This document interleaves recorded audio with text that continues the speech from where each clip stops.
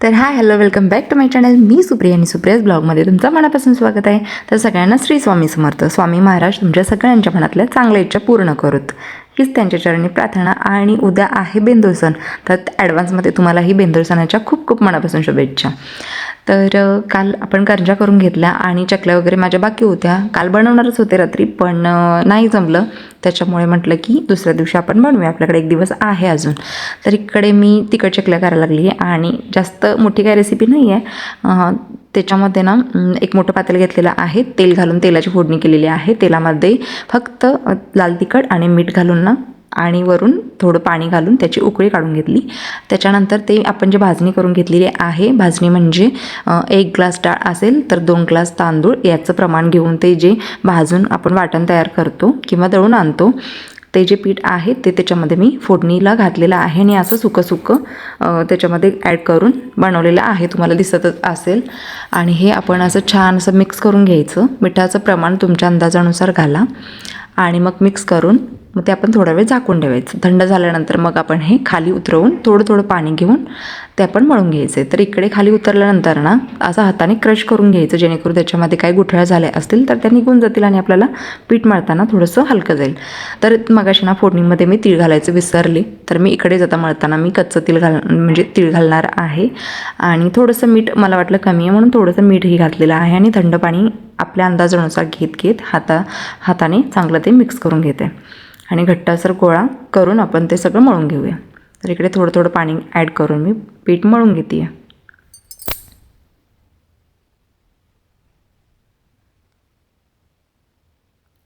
तर छान असं गोळा तयार झालेला आहे बघा. असं घट्टसर पीठ मळायचं. बाकीचं उरलेलंही मी मळून घेते. एकत्र मळता नाही आलं त्यामुळे मी थोडं थोडं घेऊनच मळलेलं आहे. तर ह्याच्या पण आपण गुठळ्या वगैरे फोडून घ्यायच्या. आणि थोडंसं मीठ कमी आहे म्हटल्यानंतर ह्याच्यामध्येही मी मीठ घालते आणि थोडंसं तीळ घालून हेही वाटून घेते, दळून घेते.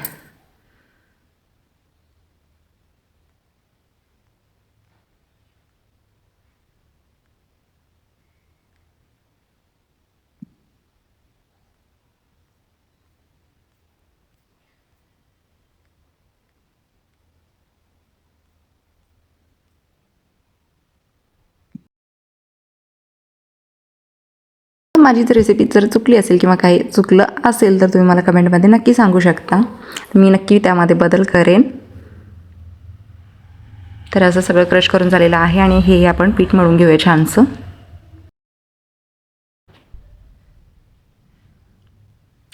पीठ मळताना एकदम पाणी घालून मळायचं नाही, अगदी थोडं थोडं पाणी घालूनच मळायचं आहे. आणि इकडे माझं सगळं पीठ मळून झालेलं आहे. आता हे मला थोडा वेळ झाकून ठेवणार आहे मी आणि झाकून कमीत कमी 10-15 मिनटं तरी ठेवेल आणि त्याच्यानंतर करायला घेईल. तर इकडे मी पेपर असे कट करून घेतलेले होते आणि मग पाण्याचा हात लावून ना थोडं थोडं पीठ मळून असं साशा एक आहे त्याच्यामध्ये ते मी सगळं पीठ भरून आणि साशामध्ये ना ह्या 7-8 चकल्या एकदम होतात, त्यामुळे बरं पडतं, लवकर व्हायला मदत होते. तर इकडे मी पीठ भरलेलं आहे त्याच्यामध्ये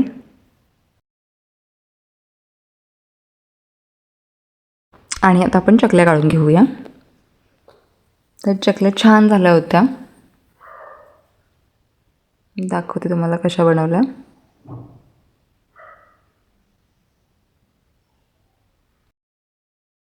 पीठ छान बनलं होतं त्यामुळे चकल्या काढतानाही अजिबात त्रास झाला नाही. मस्त असं पीठ झालं होतं त्यामुळे चकल्या पटपट पडत होत्या आणि तळतानाही अजिबात काय वाटलं नाही. एकदम क्रिस्पी झाल्या होत्या चकल्या, अजिबात तेलकट नाही आणि अजिबात तुटत किंवा फुटत नव्हत्या आणि एकदम खायला खुसखुशीत झाल्या होत्या.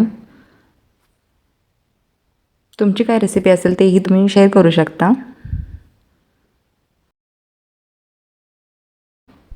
आणि इकडे श्यामल पण आली होती माझ्या मदतीला, त्यामुळे मला जर बरं पडत होतं. तर एका साशामध्ये ना कमीत कमी 6 ते 7 चकल्या पडत होत्या. त्यासाठी म्हणूनच मी काल करंजीलाची कढई ठेवली होती, तीच कढई आता मी इकडे चकल्यांच्यासाठी ठेवली होती. आणि श्यामलला तळून घे म्हटलं आणि मी काढून देत होते. अशा कामाला 2 व्यक्ती तर लागतात. त्यामुळे तिला मी बोलवून घेतलं आणि ती आली होती.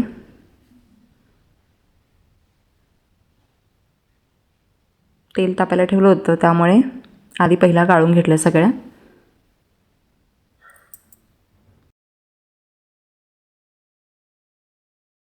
आणि इकडे आता तेल तापलं होतं, त्यामुळे श्यामलला म्हटलं की सोडून घ्या आता.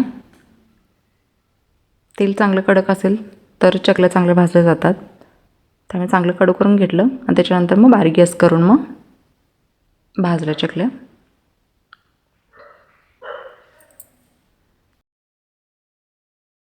आमच्या घरात चकली हा पदार्थ फक्त जानूला जास्त आवडतो आणि यांना.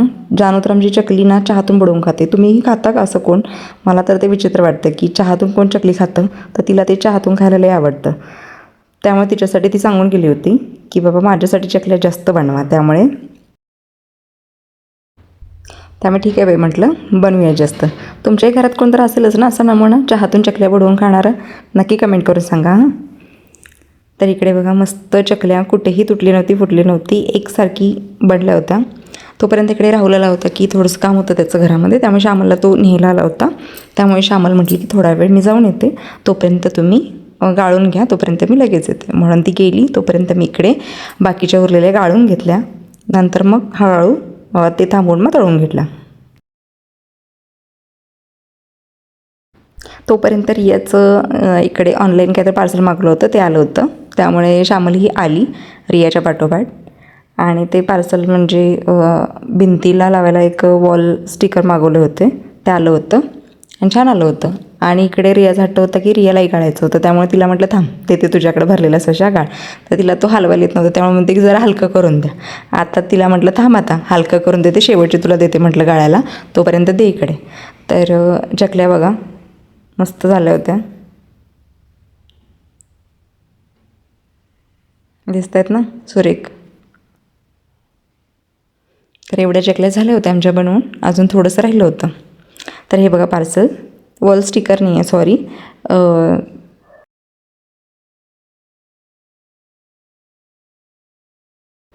फ्रेम आल्या होत्या आणि मस्त अशा पद्धतीने मागवल्या होत्या.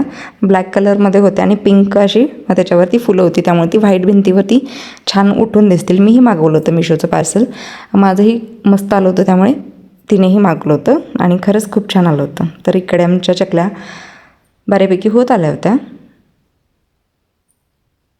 मस्त असा कलर आला होता. आणि तिखट चकल्या करून झाल्यानंतर आम्हाला गोड चकल्या बनवायच्या होत्या, मग ते झाल्यानंतर आम्ही हे करायला घेतलं. आणि तिखट चकल्यांचं काम सोपं, पण हे गोड चकल्यांचं खूप अवघड जाते, कारण थोडंसं पीठ घेऊन ते बारीक असं ते बघताय तुम्ही, बारीक असं गोल गोल करून ना मग त्या करून घ्यायच्या असतात. त्यामुळे ह्यामध्ये खूप वेळ जातो. त्यामुळे जानूही आली होती मदतीला आणि जानूने मी हे बनवून घेत होते. आधी एकदम हे बनवून घेतल्यानंतर मग तळून घेतल्या. आणि ह्या गोड असतात. गोड म्हणजे पिठामध्येच आपण गुळाच्या पाण्यामध्येच हे आपण बेसन मळून ते बनवतो, घट्ट मळून ना, मग ते आपण तेल लावून थोडं असं त्याचं गोल गोल आकार देऊन त्याचं असं ते बनवतो बघा चकली. आणि ते बेंदूर सणा दिवशी आपण ते बैलांच्या शिंगामध्ये अडकवतो. तर इकडे दारावरती भाजी आली होती, पोकळीची मस्त हिरवीगार भाजी होती, तीही मग मी घेतली. आणि मग बाकीच्या उरलेल्या गोड चकल्या करून घेतल्या. आणि संध्याकाळचं वातावरण बघा, आमच्या इकडे 6 वाजले असतील, 6चं वातावरण मस्त झालं होतं, पाऊस नव्हता. आणि इकडे कांदे आणून टाकलेले अजून माझे पसरवायचे आहेत, कधी वेळ भेटतो आहे काय माहिती. आणि हे उद्या बेंदूर आहे, तर हे दारावरती हे विकायला पण आलं होतं. पूर्वी माझे चुलते वगैरे घरी बनवायचे, पण आता हे विकायला भेटतं, त्यामुळे सोपं झालं आहे, आता सगळंच मिळतं आता विकत. तर त्याचं उद्या तोरण आपल्या दाराला बांधायचं आहे, पिंपळाची पानं ॲड करून. आणि मग तेही घेऊन ठेवलं. आणि माझं तर अवतार बघा, दिवसभर मी अशी तेलाच्या ह्याच्यामध्ये होते.